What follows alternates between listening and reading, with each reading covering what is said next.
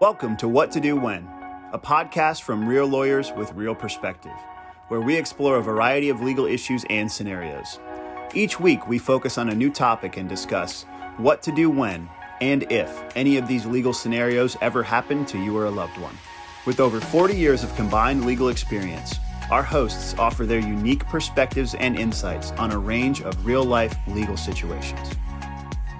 Welcome back to What to Do When, a dummy's guide to the legal verse. It's Jackie Critzer and Scott Cardani here in Richmond, Virginia. What's on the docket for today, Jackie?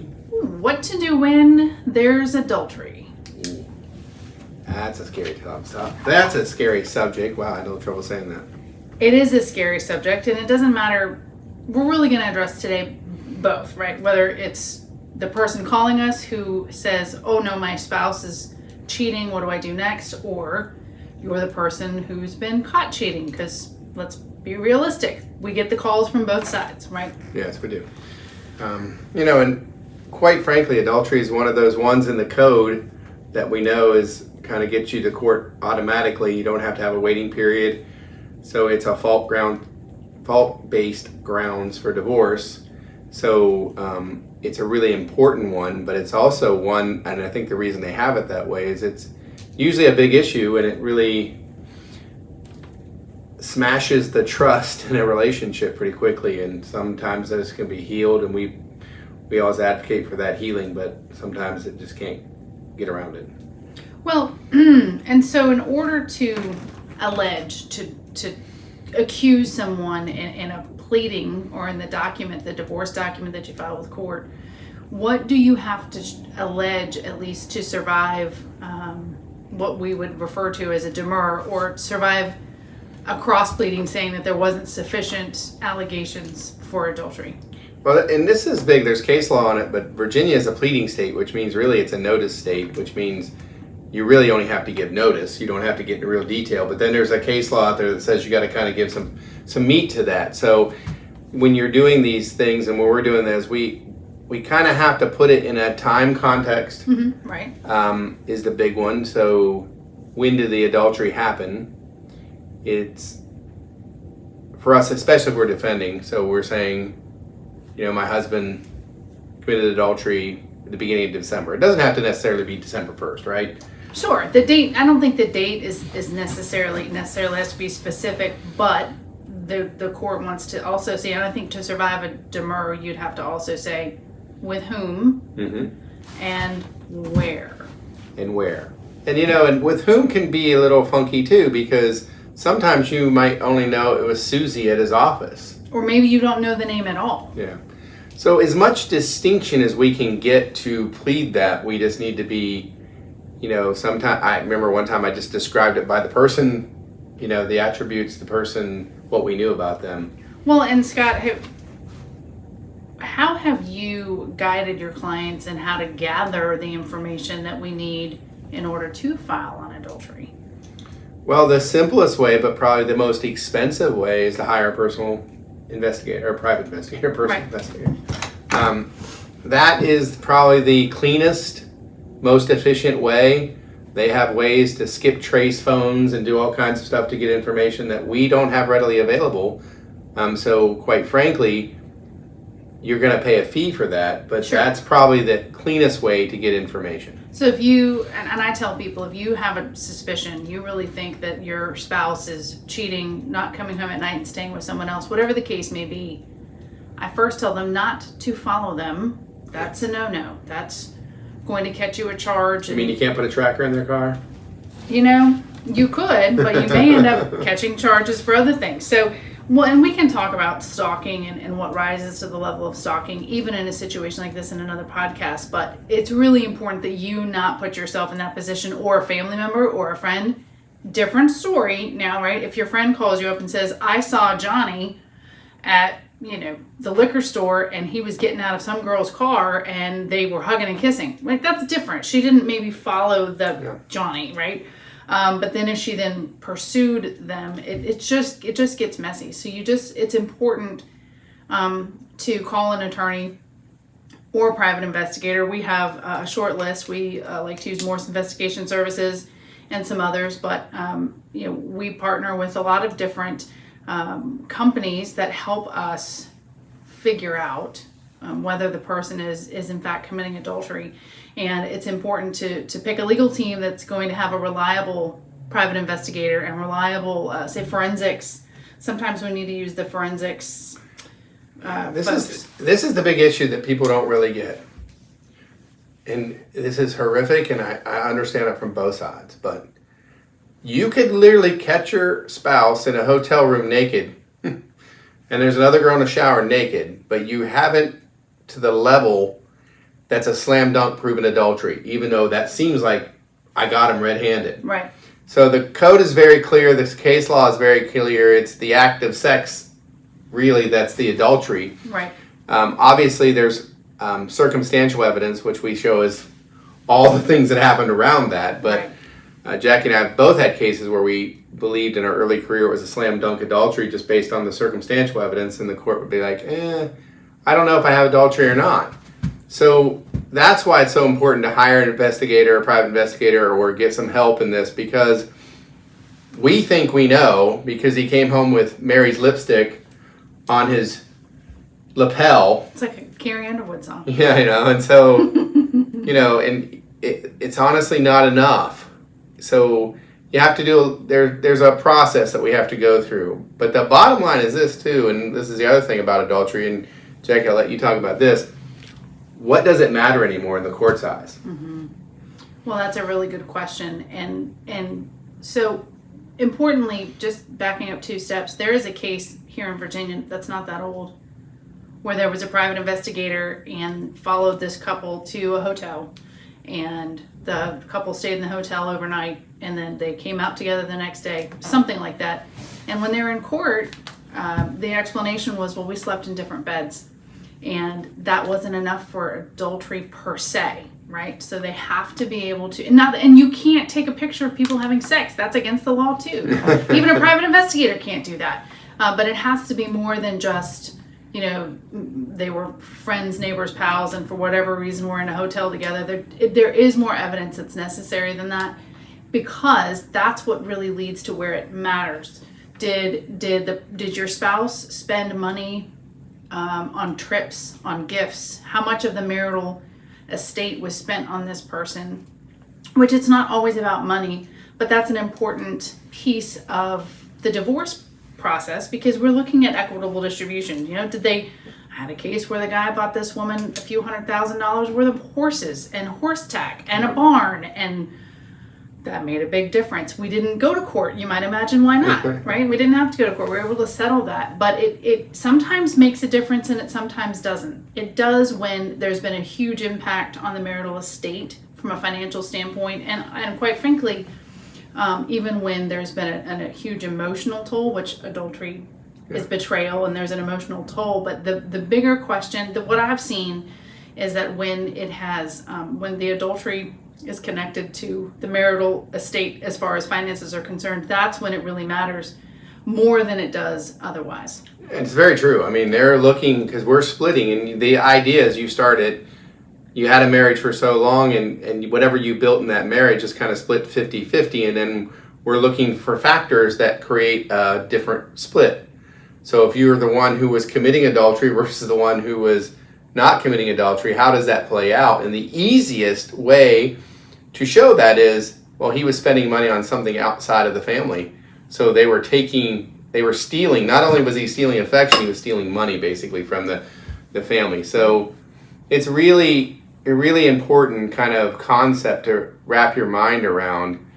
And the other side of that is, if you all were separate and apart, even if you're living in the same house for 10 years, and in year 8, wife decides to get a boyfriend and starts having sex with a boyfriend, and you go, it's adultery, it's the worst thing in the world. It, quite frankly, this doesn't have the sting.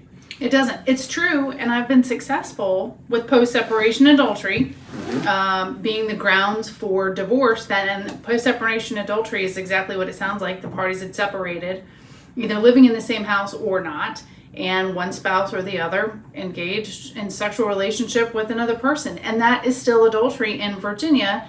And I was successful in proving that but it didn't help the case much. Yeah, that's a problem. And then you spend thousands of dollars on a private investigator proving this, and in the end, the split is similar, or very, very similar. And, the courts, I think when you try a case for the judge who's a human, he understands that, hey, look, you all didn't have a relationship forever. Right. Don't act like it's the end of the world. So, well, and some people want that distinction of the divorce based on adultery for religious reasons or maybe for spiteful reasons. In this particular case where I was successful in showing that there was post-separation adultery, unfortunately, the pendulum swung the other way when it came to some of the equitable distribution factors. The judge, I think, thought that my client was trying to punish the wife by embarrassing her in open court and bringing her boyfriends into court. And I don't think he liked that much. But what happens, Scott, when your client's accused of committing adultery? How do you handle a case like that? Well, it's really the same thing, it's just reversed. You just have to think through those things, and you realize that somebody's going to be watching you probably and following you maybe, or they're going to look into your social media accounts and your text messages account. I'm always amazed how many people put things in writing. It just, to this day, it amazes me that you would be in an adulterous relationship and you'd be texting your girlfriend while your wife's on the couch beside you and thinking that's going to just disappear when you hit delete. Because we know it doesn't disappear. It doesn't disappear, no. So all those things, you just become quite frankly, under investigation, so to speak, and all your words, all your actions, your social media, everything is open and discoverable and able to get, and especially nowadays. There's we've covered this on another podcast, but there's a real misnomer in our culture that if I use Snapchat, for instance, when I snap that chat, it's gone, and it's just not. And good forensic people can pull a lot of stuff up. I had one case where years and years and years, 10 years ago, some looking at a porn picture was able to be put back together, kind of thing. Not that it mattered at the time, but I'm just saying there's ways to get stuff, and carving it out, they call it, and they just put things back together, and there's metadata and all this garbage that we don't need to spend time on. But the bottom line is, for me, is when you're the adulterer or you've been accused of adultery, you have to realize there's a high price to pay, and there's a lot of hurt, pain, and turmoil that's coming down the road. And, I'm not going to advise you not to live your life, but at the same time, you got to realize that these are very serious issues. The best thing you can do if you found that you are no longer happy in your marriage is end your first marriage and enter the second marriage the right way. And how often do you, I don't think I ever do, or maybe rarely do, how often do you suggest that your client admit that they've committed adultery?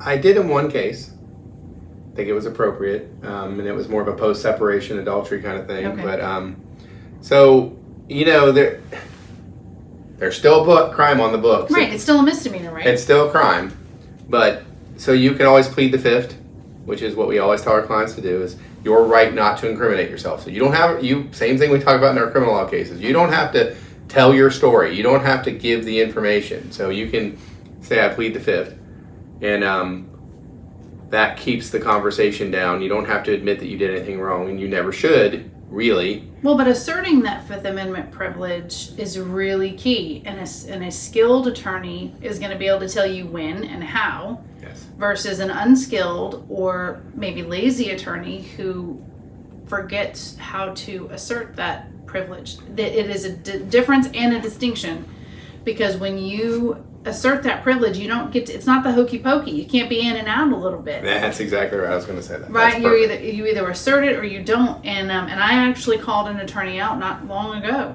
who had denied adultery and then tried to assert the Fifth Amendment privilege in discovery. And he said, "Oh no, I'm sorry, you're right." Maybe he was being late. I'm not sure what it was, but I didn't let him get away with it. He'd already denied it. Once you deny it, the door's open.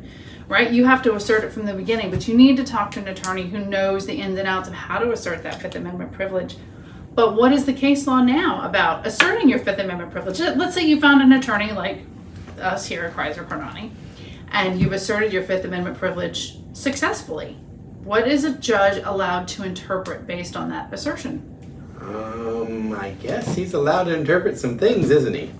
In the civil matter, he is allowed to infer whatever is being accused, essentially. Yeah, so it's a really difficult thing, and I don't think judges are taking that so far and really running with it.